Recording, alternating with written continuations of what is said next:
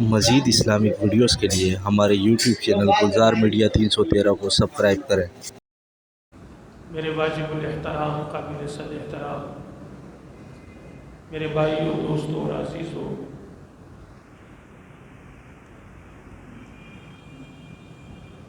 شعبان المعظم کا مہینہ چل رہا ہے۔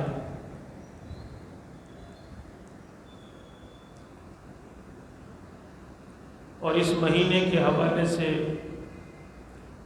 گزشتہ جمعہ آپ حضرات کے سامنے ایک بات عرض کی تھی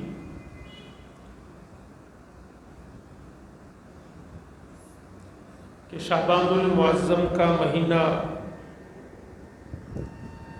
بڑی عظمتوں اور فضیلتوں والا مہینہ ہے،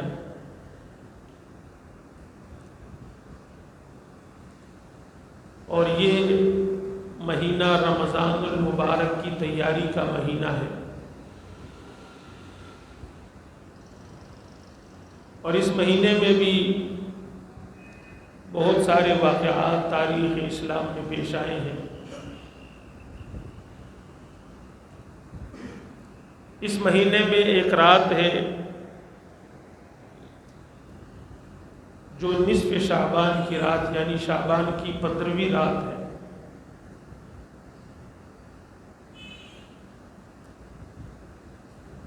اس رات کو عام طور پر عرف عام میں شب برات کہتے ہیں، اور علماء نے اس کے کئی نام لکھے ہیں۔ اسے لیلۃ المبارکہ بھی کہا گیا ہے، اسے لیلۃ الرحمہ بھی کہا گیا ہے، اسے لیلۃ الصک یعنی ناپنے تولنے اور میزان والا رات بھی کہا ہے، اور اسے لیلۃ البراءہ برات والی رات بھی اس کو کہا گیا ہے۔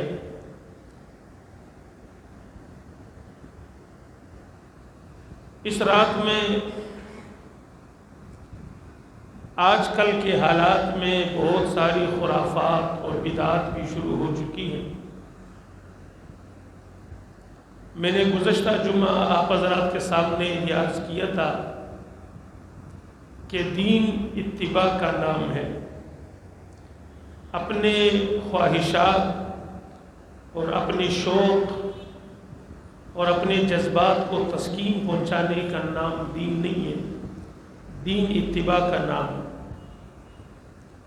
دین وہ ہے جو جناب محمد الرسول اللہ صلی اللہ علیہ وسلم نے عطا کیا، اور حضرات صحابہ کرام رضوان اللہ عنہم اجمعین نے اس پر عمل کر کے اسے امت کو دیا ہے۔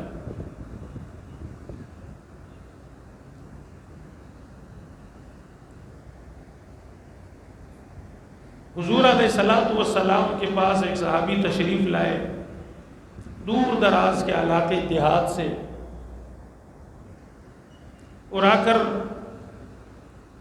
حضور علیہ السلام سے عرض کرنے لگے کہ اللہ کے رسول مجھے دین سمجھائیں۔ اللہ کے رسول صلی اللہ علیہ وسلم نے انہیں چند باتیں سمجھائیں، تو سمجھنے کے بعد اس صحابی نے جاتے جاتے یہ کہا حضور علیہ السلام سے کہ اللہ کی قسم جو کچھ آپ نے بتایا اس میں اپنی طرف سے نہ اضافہ کروں گا نہ اس میں سے کچھ کمی کروں گا، اسی پر میں عمل کروں گا۔ تو جب وہ شخص جانے لگے، حضور علیہ السلام نے اور جو صحابہ بیٹھے تھے ان سے فرمایا اگر کسی نے جنتی شخص کو دیکھنا ہو تو اسے دیکھ لے۔ ہم جو کہتے ہیں کہ حضرات صحابہ کو سمجھو، حضرات صحابہ کے مزاج کو سمجھو، اس کی وجہ یہ کہ سارا کا سارا دین ہمیں دیا صحابہ نے، اور یہ دین صحابہ کا ہے۔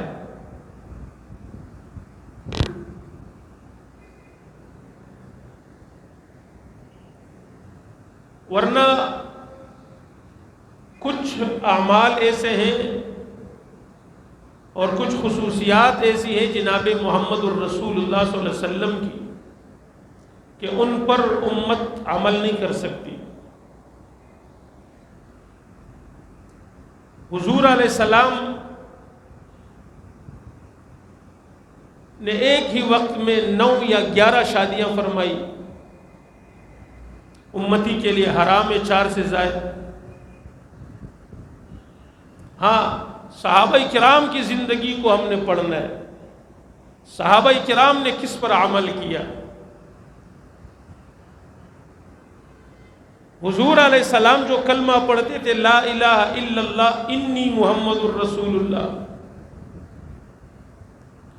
امتی اگر یہ کلمہ پڑھ لے تو وہ تو دائرہ اسلام سے ہی خارج ہو جائے گا۔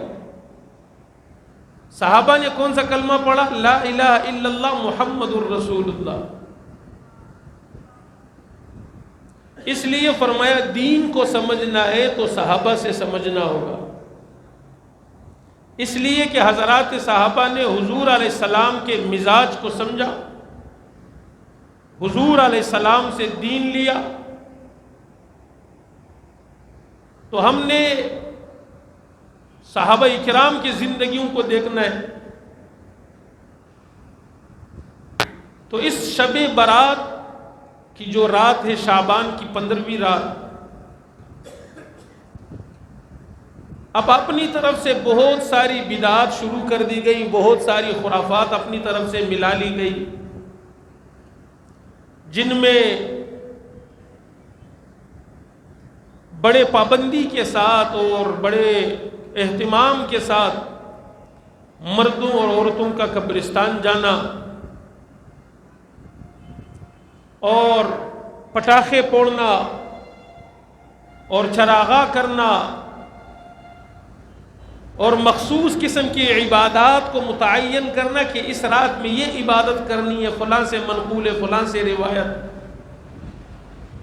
اور اس رات میں مخصوص قسم کے کھانے پکوانا کہ جس گھر میں حلوہ نہیں پکی اس رات میں تو وہ، یہ ساری چیزیں ان کا دین سے کوئی تعلق نہیں ہے۔ شب برات کی عظمت اور فضیلت تقریباً 10 ایسے صحابہ ہیں جن سے روایات مروی ہے شب برات کی عظمت اور فضیلت پر، جن میں حضرت ابو بکر صدیق رضی اللہ تعالیٰ عنہ، حضرت علی رضی اللہ تعالیٰ عنہ، حضرت عائشہ رضی اللہ عنہا، حضرت عبداللہ ابن عمر ابن عاص رضی اللہ تعالیٰ عنہ اور حضرت عبد الرحمن ابن عوف رضی اللہ تعالیٰ عنہ،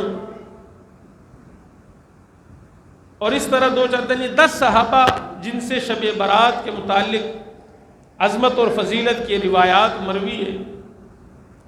لیکن وہ کیا کیا ہے؟ اس رات کی عظمت اور فضیلت میں کیا ہے؟ 2-4 چیزیں جو اللہ کے رسول صلی اللہ علیہ وسلم نے حضرات و صحابہ کو بتائی۔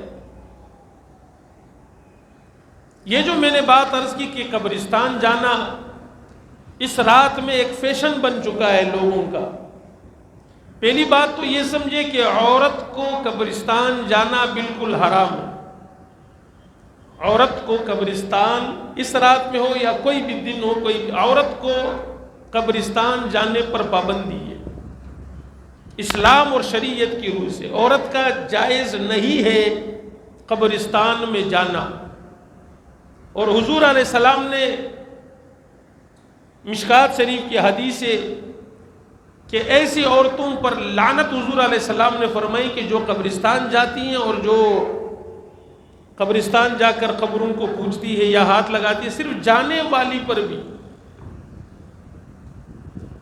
یعنی نماز جیسی عبادت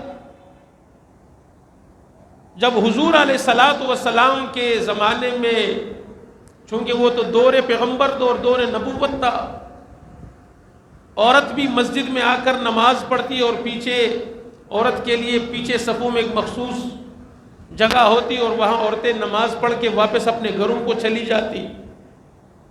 اور حضرت ابو بکر صدیق رضی اللہ تعالیٰ عنہ کے دور میں بھی، حضرت عمر رضی اللہ تعالیٰ عنہ کا جب دور خلافت آیا تو شکایات موصول ہونے لگی اور یہ اندیشہ ہونے لگا کہ اب تو چونکہ حضور کا دور نہیں رہا، حضور دور نبوت تو ختم ہو چکا، اور وہ دور تھا جو سارے ہی صحابہ تھے، تو کہیں فتنے کا اندیشہ نہ ہو، تو حضرت عمر رضی اللہ تعالیٰ عنہ نے عورتوں پر پابندی لگا دی کہ اب عورت کا نماز پڑھنا مسجد سے گھر میں زیادہ افضل ہے، لہذا عورتیں مسجد میں نہ آئیں۔ تو جب مسجد میں فرض نماز پڑھنے کے لیے عورت نہیں آ سکتی، گنجائش نہیں ہے، تو قبرستان کیسے جا سکتی؟ ایک تو یہ چیز ذہن میں رہے کہ اس رات میں قبرستان جانا کوئی ضروری نہیں ہے، نہ کوئی سنت عمل ہے اور نہ ہی ضروری ہے۔ ایک زندگی میں حضور علیہ السلام اپنی پوری زندگی میں ایک بار اس رات میں جنت البقیع میں تشریف لے گئے۔ حضرت عائشہ صدیقہ رضی اللہ عنہا فرماتی ہے کہ رات کو جب میں اٹھی تو میں نے حضور علیہ السلام کو اپنے بستر مبارک پر نہیں پایا، تو میں حضور علیہ السلام کے پیچھے گھر سے نکلی کہ آیا دیکھو حضور علیہ السلام کہیں اپنے ازواج مطہرات میں سے کسی اور کے گھر تو تشریف نہیں لے گئے۔ اور جب میں پیچھے پیچھے چلی تو میں نے حضور علیہ السلام کو جنت البقیع میں دیکھا۔ میں واپس آئی تو حضور علیہ السلام جب آئے تو آنے جانے کی وجہ سے سانس میرا پھول رہا تھا، تو حضور نے فرمایا عائشہ کیا ہوا؟ ام المؤمنین سیدہ عائشہ صدیقہ رضی اللہ عنہا نے عرض کی اللہ کے رسول، میں غیرت کی وجہ سے آپ کے پیچھے آئی اور مجھے یہ خدشہ ہوا کہ کہیں آپ ازواج مطہرات میں سے کسی اور زوجہ کے گھر تشریف لے گئے۔ تو حضور نے فرمایا عائشہ کیا تو اس بات سے پریشان ہوتی کہ اللہ اور اللہ کے رسول تجھ سے جناب زیادتی کریں گے؟ بلکہ عائشہ میں جنت البقیع قبرستان گیا آج کی رات، اور آپ کو پتہ ہے عائشہ کہ آج کون سی رات ہے؟ فرمایا یہ وہ رات ہے کہ اس رات میں اللہ رب العزت اپنی شان کے مطابق آسمان دنیا پر نزول فرماتے ہیں، اور آواز آتی ہے کہ ہے کوئی مجھ سے مغفرت مانگنے والا، بخشش مانگنے والا، میں اس کو بخش دوں، اور ہے کوئی مجھ سے رزق مانگنے والا، میں اسے رزق دوں، ہے کوئی مصیبتوں سے چھٹکارا پانے والا، عافیت مانگنے والا، تاکہ میں اسے عافیت دوں۔ اور ایک اور موقع پر حضور علیہ السلام نے فرمایا کہ عائشہ کیا تو جانتی ہے یہ کون سی رات ہے؟ ام المؤمنین سیدہ عائشہ صدیقہ رضی اللہ عنہا نے عرض کی اللہ کے رسول، اللہ اور اللہ کے رسول بہتر جانتے ہیں، آپ بتائیں مجھے۔ حضور علیہ السلام نے فرمایا یہ وہ رات ہے کہ اس رات میں ہر اس شخص کا نام لکھا جاتا ہے جس نے اس سال دنیا میں آنا ہو، ہر اس شخص کا نام لکھا جاتا ہے جس نے اس سال میں دنیا سے جانا ہو یا جس نے انتقال کرنا ہو، اور اس سال میں پورے سال کے اس رات میں پورے سال کے اعمال اٹھا لیے جاتے ہیں اللہ کی بارگاہ میں، اور اس رات میں رزق تقسیم کی جاتی ہے کہ پورے سال میں فلاں کو کتنا رزق دیا جائے گا۔ اور حضرت علی رضی اللہ تعالیٰ عنہ سے بھی ایک روایت منقول ہے، اور اس رات کے متعلق حضرت عائشہ صدیقہ رضی اللہ عنہا سے حضور نے یہ بھی فرمایا کہ اس رات میں اللہ اتنی کثیر تعداد میں لوگوں کی مغفرت فرماتے ہیں جتنے قبیلہ بنو کلب کی بکریوں کے بال ہیں۔ اور یہ بات کتابوں میں آتی ہے، مشہور ہے کہ قبیلہ عرب میں قبیلہ بنو کلب، ان کے ہاں بکریاں بہت زیادہ ہوا کرتی تھی، وہ قبیلہ مشہور اسی وجہ سے تھا۔ تو حضور نے فرمایا کہ جتنی ان کی تعداد بکریوں کی اور ہر بکری پر جتنے بال ہیں، اس کی بقدر اللہ اس رات میں اپنے بندوں کی مغفرت فرماتے ہیں۔ اور حضرت علی رضی اللہ تعالیٰ عنہ سے بھی روایت منقول ہے کہ حضور نے فرمایا اذا کانت نصف من شعبان، جب شعبان کی نصف آ جائے یعنی 15ویں رات، فقوموا لیلہا وصوموا نہارہا، کہ اس کی رات میں عبادت کرو اور اس کے اگلے دن میں روزہ رکھو۔ تو یہ اس کی شب برات کی عظمتیں اور فضیلتیں جو ان احادیث سے معلوم ہوتی ہے۔ تو میں نے عرض کی اس میں بھی ایک چیز تو یہ ہے کہ اس رات میں عبادت کرنی ہے، اور عبادت کوئی مختص نہیں ہے کہ لازمی یہ عبادت کرنی ہے، نہ، آپ قرآن کی تلاوت کر سکتے ہیں تو قرآن کی تلاوت کریں، آپ نماز پڑھ سکتے ہیں تو نماز پڑھ لیں، آپ بیٹھ کر دوسرے وظائف اور استغفار کر سکتے ہیں وہ کر لیں، آپ بیٹھ کر دعائیں مانگ سکتے ہیں تو وہ کریں۔ یعنی حضرات صحابہ نے اور حضور علیہ السلام نے اس رات میں بھی کوئی عبادت مختص نہیں کی، بس یہ ہے کہ اس رات میں عبادت کرے، چاہے 1 گھنٹہ کرے، آدھا گھنٹہ کرے۔ حضرت مولانا یوسف لدھیانوی رحمۃ اللہ علیہ نے ایک عجیب بات لکھی ہے، فرمایا کہ اس رات میں جتنی عبادت کر سکتے ہو نہ کر لو، چاہے 2 رکعت نفل ہی کیوں نہ پڑھ سکتے ہو، آدھا سپارہ قرآن کی تلاوت ہی کیوں نہ کر سکتے ہو کر لو، 10 منٹ 15 منٹ استغفار کر سکتے ہو تو کر لو، اور اس کے کرنے کے بعد سو جاؤ، کسی گناہ کے کام میں مبتلا نہ ہونا۔ دیکھیں نا، جس طرح کوئی رات عظمت والی رات ہو اور کوئی مقام عظمت والا ہو، تو جہاں عبادت پر اجر زیادہ ہے تو وہاں گناہ پر وبال اور عذاب بھی زیادہ ہے۔ اس لیے فرمایا کہ اگر عبادت کی توفیق اور استطاعت ہے تو عبادت کر لے، نہیں تو آرام سے سو جائے فجر تک اور اٹھ کر فجر کی نماز پڑھ لے، آپ کے لیے یہی کافی ہے۔ کم از کم اگر آپ نے کوئی نیکی نہیں کمائی تو آپ کوئی گناہ بھی نہ کمائیں۔ اس کی مثال حضرت نے یوں دی ہے کہ ایک آدمی تجارت کرتا ہے، دکان کھولی ہوئی ہے، اور وہ کہے کہ یار چلو تھوڑا بہت منافع ہو تو صحیح، نقصان نہ ہو۔ اور یہ کتنی غلط بات ہے کہ دکان کھول کے بیٹھا ہے، تجارت کر رہا ہے، منافع تو سرے سے ہے ہی نہیں اور نقصان در نقصان ہوتا جا رہا ہے۔ تو فرمایا کہ یہ آدمی گھاٹے میں ہے، خسارے میں ہے۔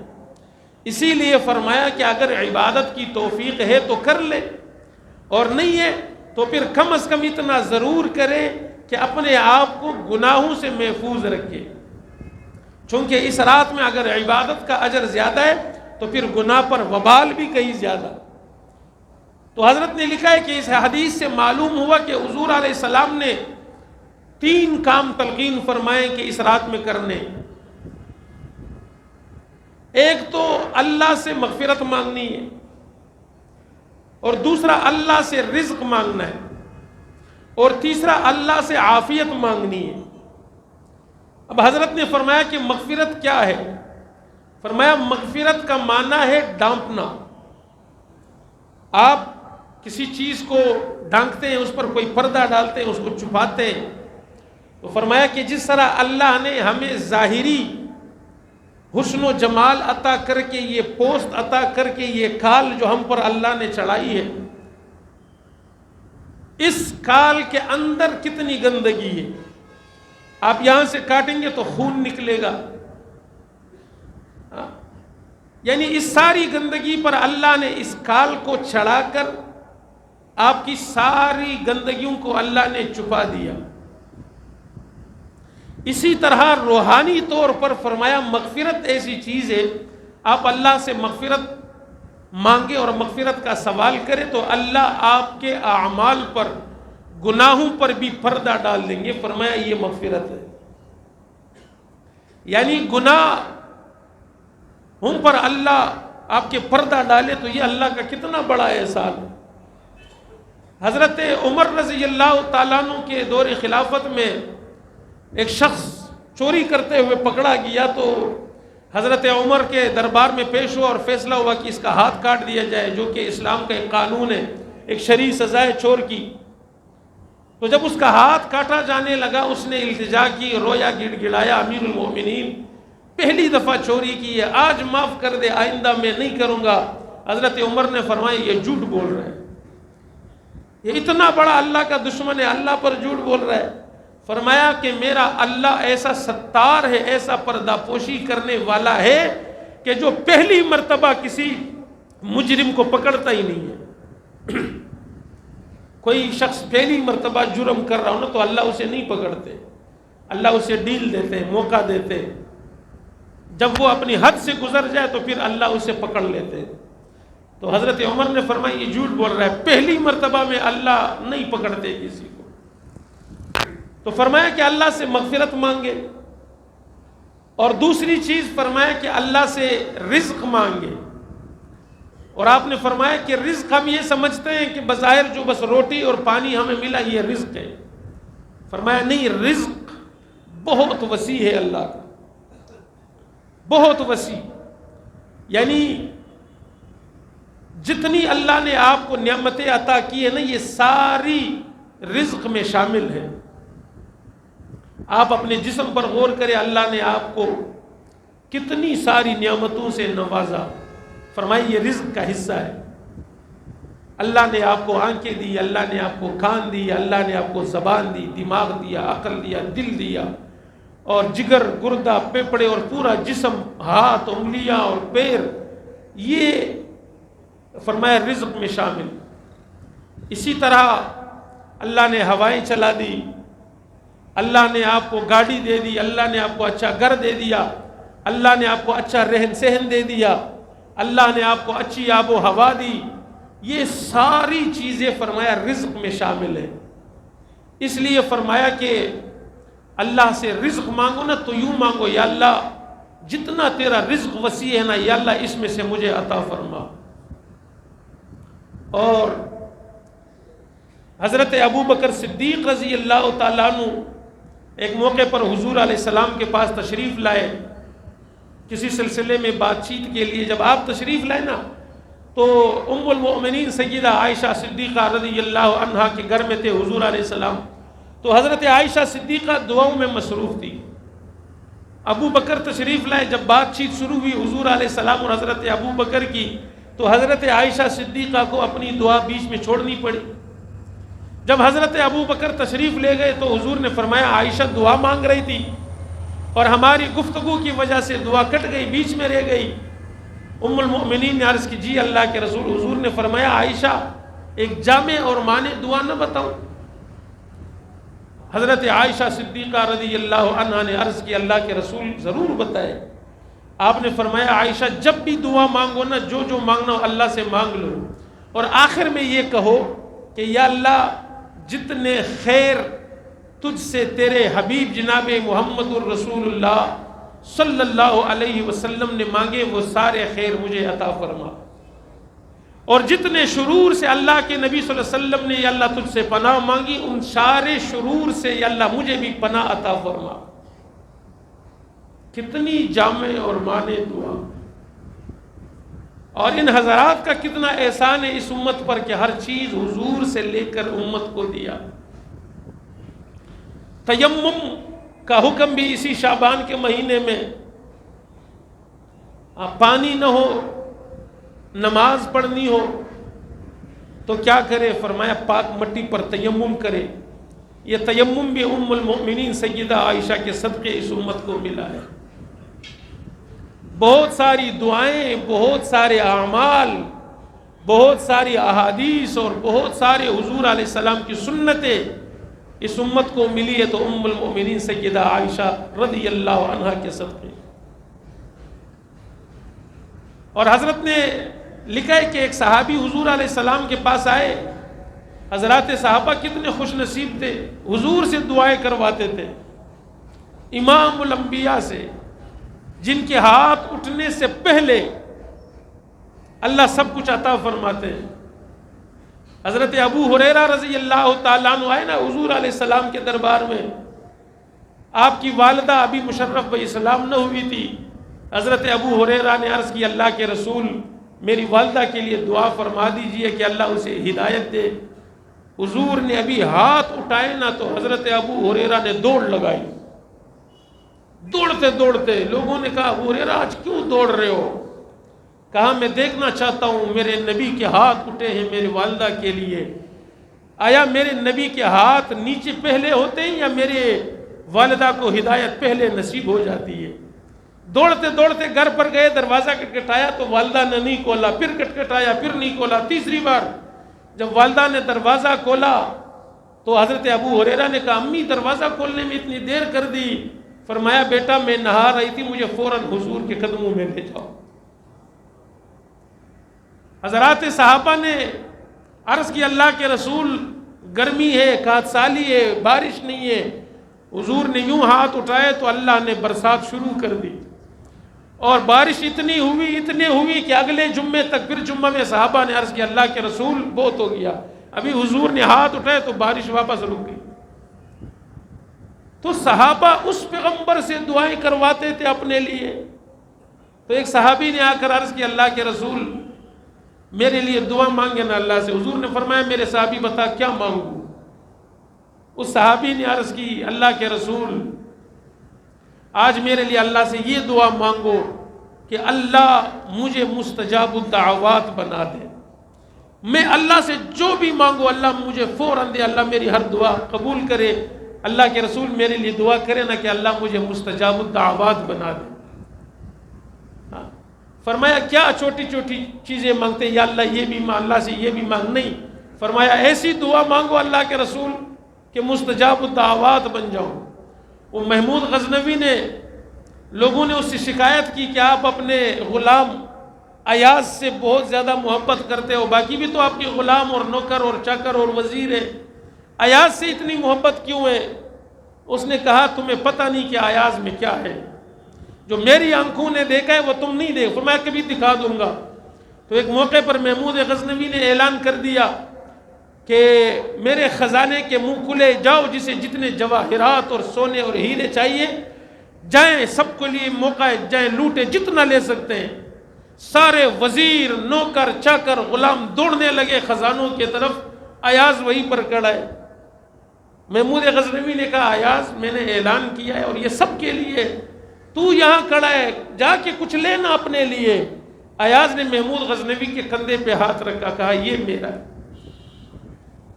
ہوشیار تھا نا، اس نے کہا کیا میں سونے جواہرات لوں گا؟ یہ محمود غزنوی میرا تو اس کے سارے خزانے میرے۔ اس نے بادشاہ پر ہاتھ رکھا، بادشاہ نے کہا یہ ہے ایاز میں جو تم لوگوں میں نہیں ہے۔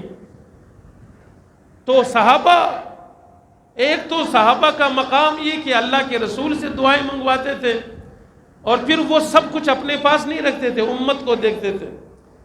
آج امت کے پاس جو کچھ ہے صحابہ کے صدقے، یہ جو اعمال بتائے جا رہے ہیں، یہ جو شب قدر کی فضیلت بتائی جا رہی ہے، یہ جو رمضان کی عظمت بتائی جا رہی ہے، یہ جو قرآن کی فضیلت بتائی جا رہی ہے، یہ جو بتایا جا رہا ہے کہ جو قرآن کی تلاوت کرے 1 حرف پر 10 نیکیاں، یہ جو بتایا جا رہا ہے کہ شب برات میں اللہ اتنی لوگوں کی مغفرت فرماتے ہیں، یہ سب کچھ تو صحابہ کے صدقے امت کو ملا۔